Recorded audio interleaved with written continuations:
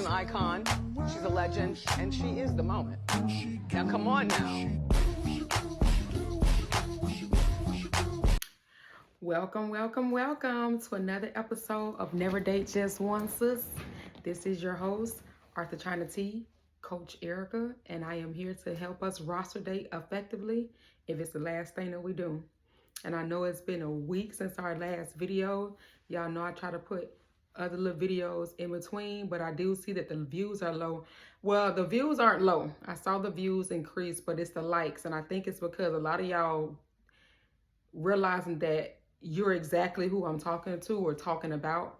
And so therefore you're not saying, oh, I like this video, but I'm gonna watch it though. And then you're not watching it all the way through. And a lot of y'all are getting offended because at the end of the day, a lot of the stuff I'm saying that don't align with what you want to hear, but it specifically applies to you.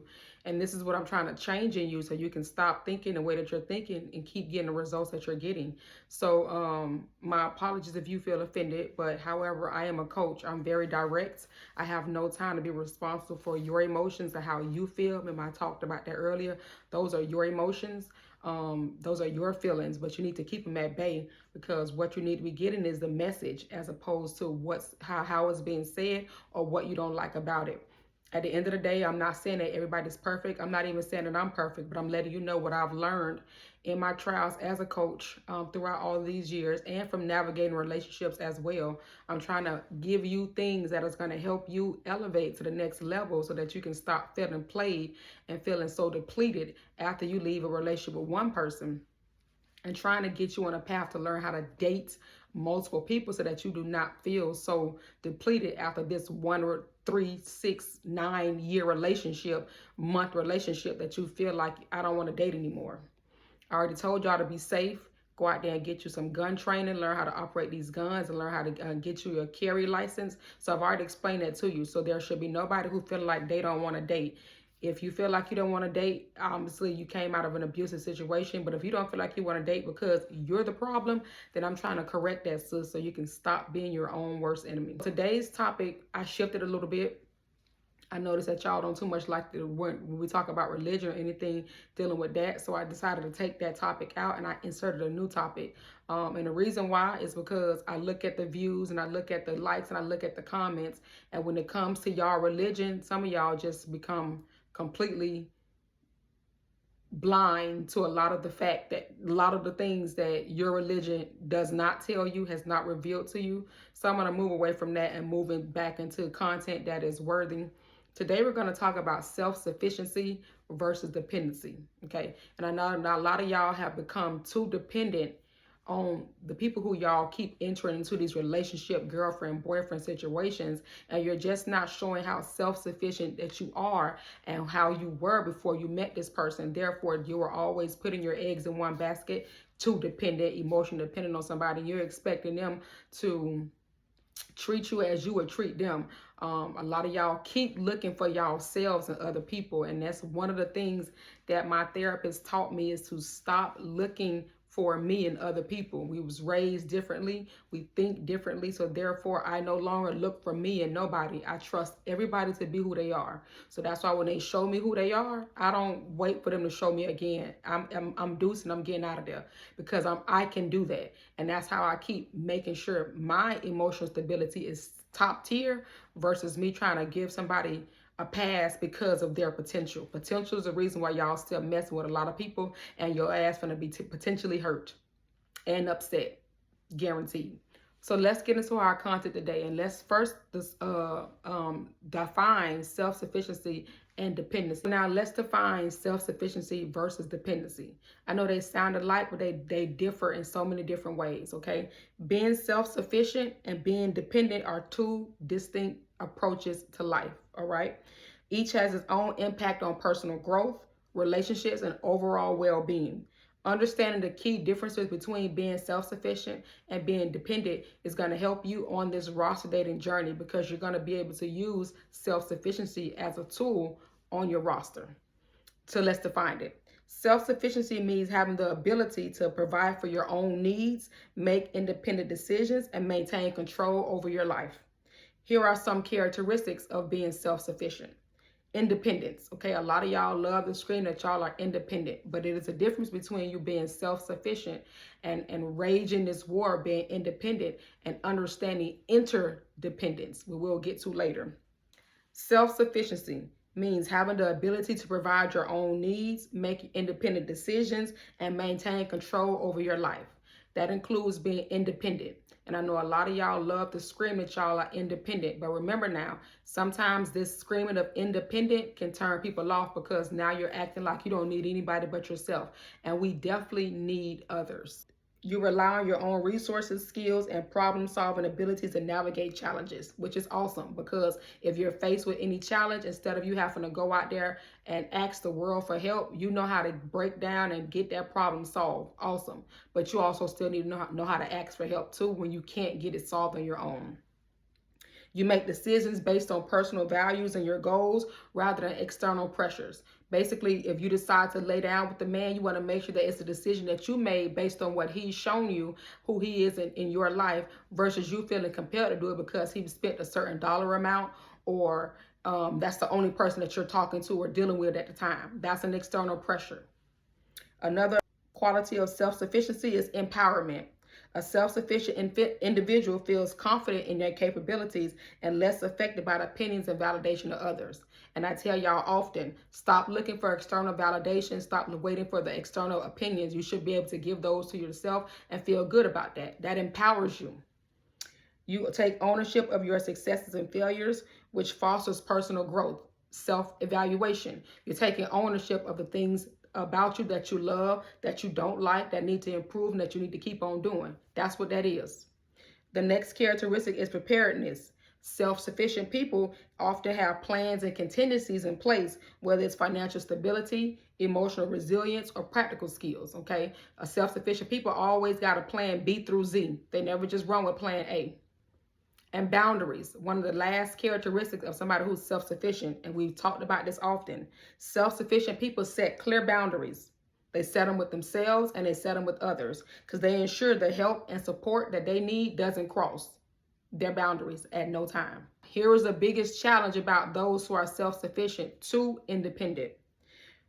If excessive self-sufficiency can lead to isolation, difficulty in asking for help, or feeling burdened by carrying responsibilities of your own. I told y'all about being that too independent. When you act like you don't need anybody, you can do it yourself, but now you're carrying the weight of the world for everybody that's around you, your kids, yourself, your spouses, your friends. You're carrying all that stuff and you're afraid to ask for help. That is one of the challenges about being self-sufficient because you just don't know how to ask for help when you need to. Something I was intentional about while I was single and open to dating was I did become very aware of what I wanted and what I didn't want. And in knowing what I wanted in a man, I knew there were certain things I had to change within myself.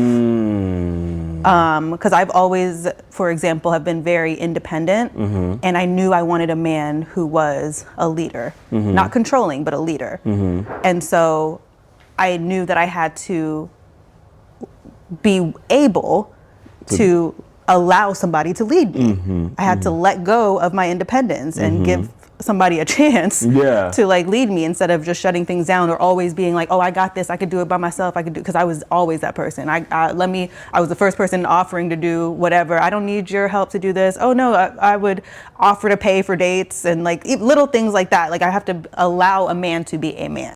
And a woman that's resting in her feminine energy knows exactly when to start delegating things and asking for help.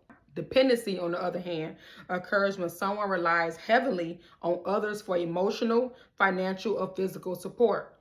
If you got your copy of Play Your Position, sis, you're going to know that's one of the things that Sadie originally struggled with, depending on a man to help her financially in her life, but she realized that she was not getting any of her other needs met.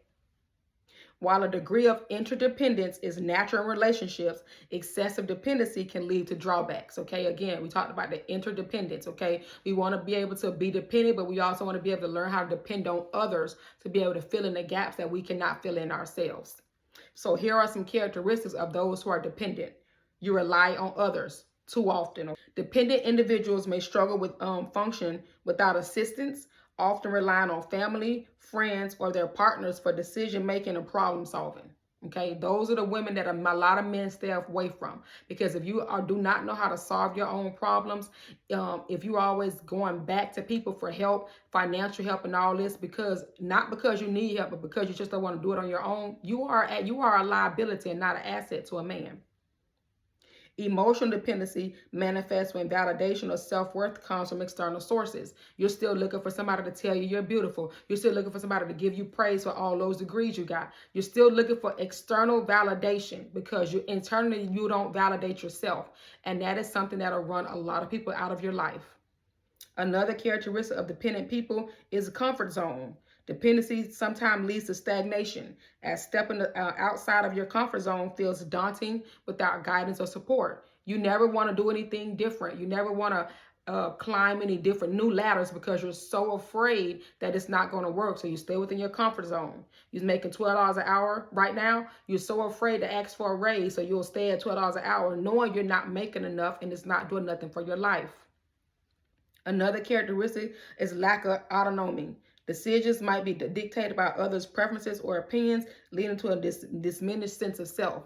You don't know how to make your own decisions, so you're always asking for others' input.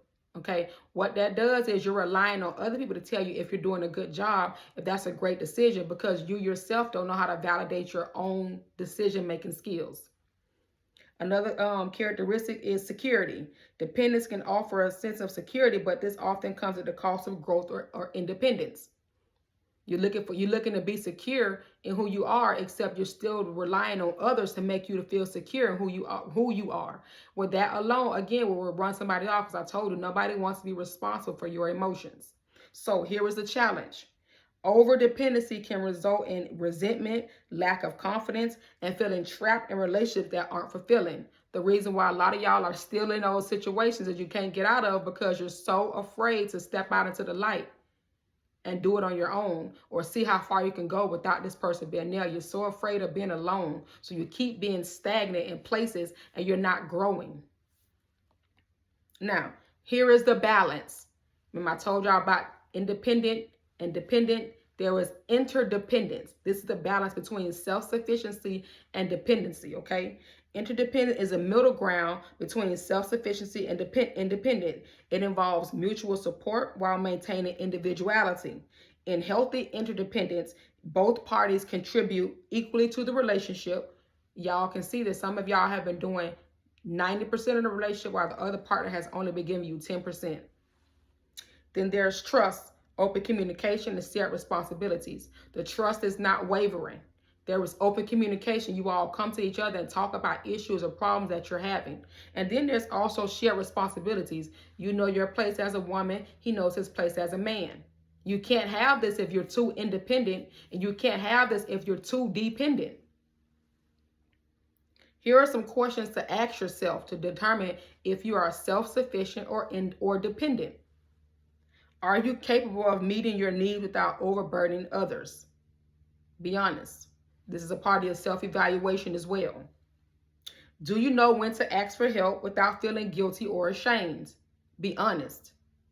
Are you growing as a person, or are you stuck in patterns of excessive independence or dependency? These are all questions that you need to evaluate yourself to determine if you're being self-sufficient or if you're being too dependent. Let's talk about why men prefer self-sufficient women, because the men do love women that want to make use of them. They just don't want to be used. So the self-sufficient woman will know how to make her man be useful, while the dependent woman will make her man feel used, because she'll need him to do everything.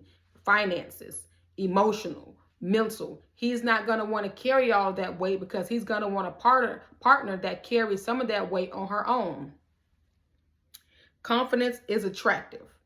Something that self-sufficient people are full of is confidence. Dependent people are not. They are less confident than others, okay? So self-sufficient women exude confidence, independence, and stability. Traits that signal strength. And men love strength. They just don't want people who are too strong. Masculine Misha, they are not attracted to her. A woman who can stand on her own 2 feet is appealing because she doesn't need a man to complete her, but she likes to have one around there to help her get through life. Okay? Less pressure.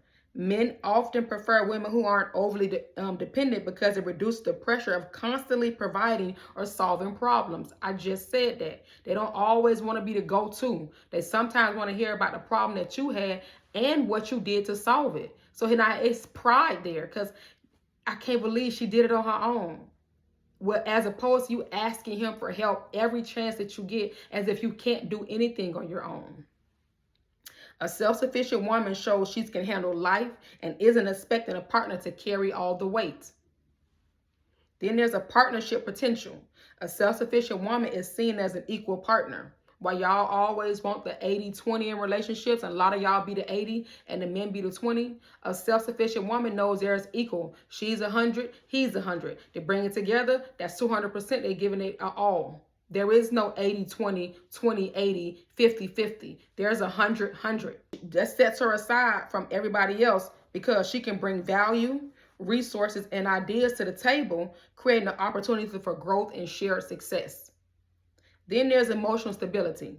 A self-sufficient woman tends to have a stronger sense of self, which makes her more emotionally stable. Those of you who do not know who you are, have not taken the time to figure out who you are always relying on others to make you feel important for you to determine who you are. You're somebody a strong man is going to run away from, because he does not want you relying on his opinion of you just for you to feel good. This reduces drama or neediness in a relationship and creates a more mature dynamic. The next one is ambition and drive. Men are naturally drawn to ambitious women. So a self-sufficient woman's drive to better herself and her life signals that she's focused, goal-oriented, and capable of achieving success without a man. This is not to be tooting your horn because you got all these degrees and certificates. That's not what it is, because you're smart, you're intelligent. We like that. He likes that. What he doesn't like is for you to be waving it in his face, acting like you're better than him, because he may have only stopped at a high school diploma, but guess what? He's been on his job for 15 years and he makes a nice little penny with that high school diploma. There you go, coming in there waving around your bachelor's degree. You think you're better than him, and you don't even make as much at your job than he does at his.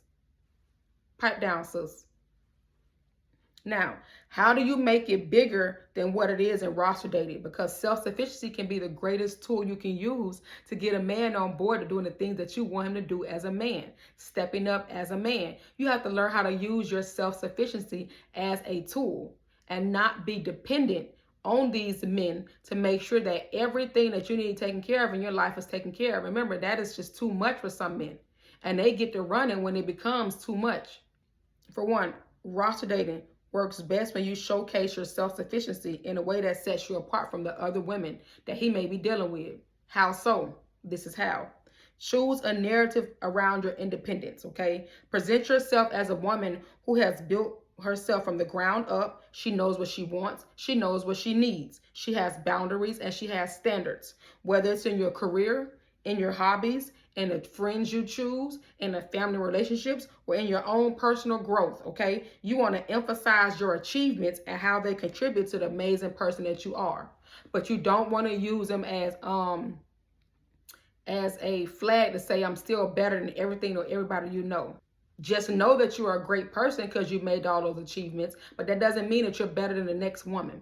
You may not know how to nurture a man, so you may lack in that field.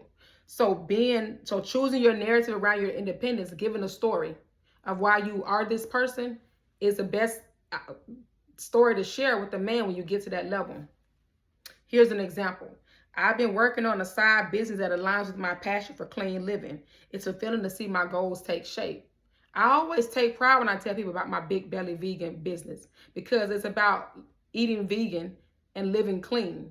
Okay, so when I talk about it, it's almost like I'm accomplished. I'm so proud of it. And the response I get from my suitors are always willing to come and eat some food when I'm set up. They willing to take some flyers to tell their friends. They just love it. You know what I'm saying? Not because they don't feel like they got to take care of me, but because they see me pulling passion out of me and bringing it into existence for others.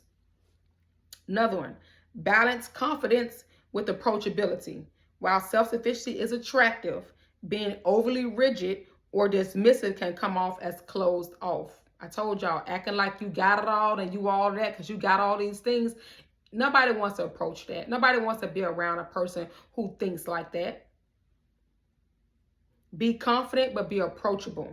Show that you value your independence, but you're still open to sharing your life with the right person. You still want to be led. You still want a leader in your life. So you don't want to act like you're just so you're on top of everything and you don't want nobody to tell you what to do. No, you don't have to be told what to do, but you may want somebody, the opinion of somebody who cares about you, who can help you elevate to the next level.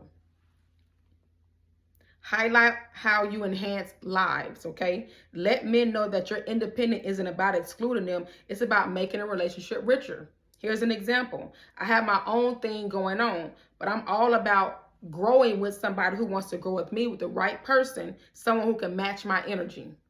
Remember I told y'all about matching energy and matching actions? If you're low vibrational, you're going to get the people that match your energy down here. We want to be able to, those to come up here. If you high vibrational, we want them to come up here with high frequencies and match our energy. And we want to stay there so they can help us elevate to the next level. Because we can't do everything on our own. We're going to have to get some help from somewhere. So getting a man's insight, say for instance, if you ask him about your business, a small business, you may ask him how to market the business, okay? He may know everything about marketing the business. He may give you some tidbits. He's going to feel very useful to you in that moment versus you asking him to go ahead and market your business to all his friends and family, but you're not doing anything. Now you're going to make him feel used. Be selective and strategic. Men are naturally drawn to things that they feel that will work, that they have to work for. I told y'all about not setting standards of 90 days, all that stuff. Men are drawn to things that they have to work for. However long it takes, they're going to be right there working to get whatever they're trying to get. As a self-sufficient woman, you don't need anybody.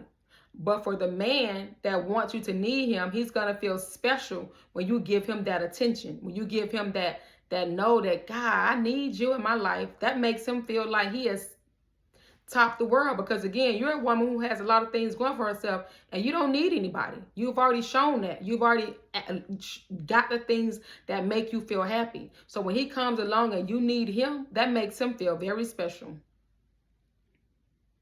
Set high standards and ensure your roster knows that you're evaluating based on how they complement your already fulfilling life. Okay? That's all you got to do. You already can take yourself shopping. You can get your hair and nails done and all that stuff. You want somebody that's going to come in and compliment that. He gets his haircuts. Every time y'all step out, y'all align and y'all sync. That's beautiful. That's what you need and want.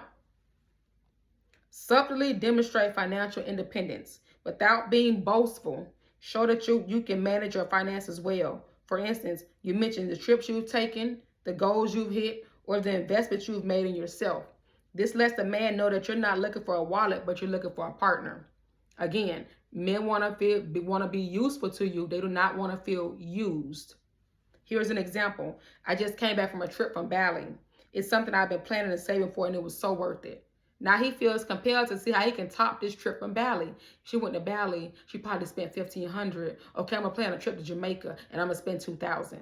I'm going to top her trip. So you don't even know that men love competition. And so when you tell him something like that you did for yourself, that's going to raise the bar. Because now he's trying to figure out how can he top that or make it better so that you could be gloating about the same thing about the trip that y'all just went on. That he planned without you planning. Emphasize freedom and fulfillment. Talk about how being self-sufficient allows you to pursue your passions, explore the world, or simply enjoy your life on your terms. This makes you appear dynamic and interesting, creating an intriguing sense among your rosters. So now they intrigue. The mystery keeps being mysterious. You're telling them about the things that you've done. Well, I've been to Japan. I went over here to Puerto Rico. You're telling them about the things that you did and you're able to afford on your own. That's a mystery. He's going to be like, dang, she must be doing really, really good for herself. I can't wait to get in with her and partner with her to see how well we do together. It's no longer about him. He's going to make it about a we. Here's an example. I love that I can take a spontaneous weekend trip or enroll in a class whenever I want to. It keeps life exciting. I do it all the time. That's why I do my solo cruises, because I'm showing these men that I don't need y'all here to pay for the cruise. I can pay for the cruise myself. But if you want to join in the future, I'm open. If you want to plan one in the future, I'm open. I'm setting the standard. Let them know that I don't need you to have a fulfilling life. I live a fulfilling life already. I just need you to add to it. Come be my partner in it. Set boundaries early. In roster dating, a self-sufficient woman doesn't overextend herself. We talked about this on plenty of videos. Stop doing too much. Set boundaries that prioritize your time and your energy, demonstrating that while you value connection, you won't compromise your own self-worth. Those are planning those self-care days. Remember I told y'all, and it's in a roster dating, never date just one guy, and it's also in play your position, sis. There are days that Shantae set for her self-care. She will not go on dates those days. It doesn't matter who asks. You too need to do the same thing. Set boundaries in your life and stick to them. So if you have a day that you want to do self-care, maybe it's the weekends. You only want to do dates Monday through Thursday. You only want to have time for yourself Saturday and Sunday. Set the standard early. Don't deviate away from it, okay? Here's an example. I really enjoy our time together, but Wednesdays are my me nights to recharge. See what I'm talking about? Make sure you set that standard so that nobody steps on that boundary or doesn't care about it. But it also shows that you're putting yourself first. Celebrate your wins, whether they are big or small. Share your personal achievements with the men on your roster in a way that shows you're proud of your efforts without coming across as boastful. Men will appreciate your drive and passion. Okay, here's an example. I'm so excited. I just landed a new client for my business. It's a big step toward my long-term goals. He's going to be very happy for you because you got a new client. And then it may get him to ask you, what do you do in your business? And then he may also have people to refer to you. Be able to celebrate your wins, big and small. If you just finished smoking, say, oh my God, it's been 30 days since I smoked a cigarette, or 30 days since I smoked a blunt. That's a small win, but it's big because it shows that you are serious about getting to the next level in your sobriety, okay? Maintain a balanced life. A self-sufficient woman with a full life is magnetic. Show that your world doesn't revolve around dating, but that you're exploring meaningful connections in addition to your work, friendships, and hobbies. And I told y'all, do not put all your eggs in one basket. Don't just give all your attention to one man just because you're dating him. That's where y'all keep going wrong, because now you don't know how to separate your friends and everything that you were doing before he came along, because not everything is centered around him. And he's going to use that to his advantage. He's going to start making use of you because you're no longer useful to him. You're evolving too much of your day around him, too much of your life around him. Don't do that. Still do the things that you did before he came along and keep doing those things. Inspire these men to level up. Men are often motivated by women who inspire them to be better. Show through your action that you're constantly growing and subtly encourage them to do the same thing. Okay, here's an example. I've been working on a new fitness goal. It's challenging, but I love pushing myself. What's something that you've been working towards? Again, showing your resilience, showing that you have a life outside of them, showing that you have things planned outside of them, that your life is not made up of just them. Show them and then ask them, what are they working on right now that's motivating them? What are they trying to accomplish? What are their goals? And see how you can help them be able to achieve those goals as well. The ultimate flex when using your self-sufficiency will make a man feel lucky when you choose him. All right. The key to making your self-sufficiency bigger than what it already is to communicate that you are a prize that they love to be a part of, that they love to have in their life. You're not just a woman who's independent. You're a woman who has a lot to offer emotionally, intellectually, and financially, while still leaving room for the right man to add value to your life, the right man to lead you to where y'all want to go. When a man sees that you're thriving on your own, but still is open to love and leadership, he'll want to prove his worth and stay on your roster just to see if you're going to be able to do those things, be able to let him lead. He's going to want to earn his exclusive spot too. We don't do it too soon because we need everybody to understand that it does take time and seasons for you to be able to see these men in who they say that they are. We're not just going to trust that in 90 days because he love bombed you or was acting on his best behavior that he's going to be the same person at 180 days. If you required a man to actually show you his true character through actions for a substantial amount of time, I'm talking seasons of his life, to verify all the things that he is saying he is or he ain't, before you gave him pieces of yourself you can't get back, these wouldn't be able to do it. You want to see him change.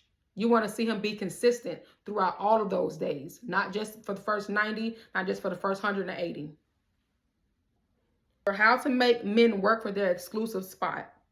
To evaluate your self-sufficiency and make it a powerful factor in roster dating, you need to subtly show the men in your rotation that while you don't need them, you're open to the idea of sharing your space with one significant person who is ready to help elevate your life. That comes with creating subtle competition. Listen to me, ladies.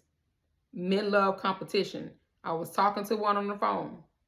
He hasn't been added to the roster, but I was talking to him because Mama told you about those initial conversations are important.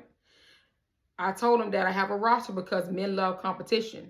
His response was, well, you know what? A lot of men is not going to admit that. Exactly. Men love competition, ladies, okay? He say, so while men know there's competition, they instinctively work harder to stand out from the others. Without flaunting it, make it clear that your time is valuable and that you have other options. Here's an example. This week has been so full between work, a few dates, and a few outings with my friends and some personal projects. I've barely had time to sit still, but I'm glad we're still carving out time for this because you're still going to tell him that you like his presence. You're not going to tell him that he's not needed. You're not going to make him feel that he's not useful, but you want to make sure that you let him know that you still have options. Show appreciation without dependency. If a man does something thoughtful, acknowledge it warmly without making it seem like your world revolves around his gestures. This shows gratitude, but also maintains your independence. Example, I really appreciated you thinking of me with those flowers that you sent to my job. It shows that you like me and you have great character, and I value things like that. Now, you made him feel good for that one decision of sending you flowers to your job. So you probably can expect some more. Keep evolving. Continue growing in your career, your hobbies, and your personal goals. Men are naturally drawn to women who are in constant motion, as it signals that you're not stagnant and that they need to sit still for you to be happy. Men don't like that. They don't want to know that your day revolves around them. I just made a video about that on TikTok. Nobody wants to be responsible for you having a good day. You should have a good day every day, but they can add to your good day, okay? Show small updates about your progress or your future plans. Here's an example. I'm thinking of starting a new course at the community college. I love learning new things. It's exciting to invest in myself. So now it opens up the floor to ask him, well, what's that course? And what is your goal? Now he's interested. Now he's intrigued. And he may want to help you be able to get that achieved. Set the tone for exclusivity. If you want someone to step up and vie for your exclusivity, communicate your standards without pressuring them. Let them know what you expect from a serious partner so that they can understand that being in your life comes with these elevated expectations. Here's an example. I really value a man who knows how to lead and support a partnership. It's something I look for in somebody who I consider being with. You set the stage, okay? You're not deviating away from your standards. You're not relaxing them. You're not changing them. You're setting the stage.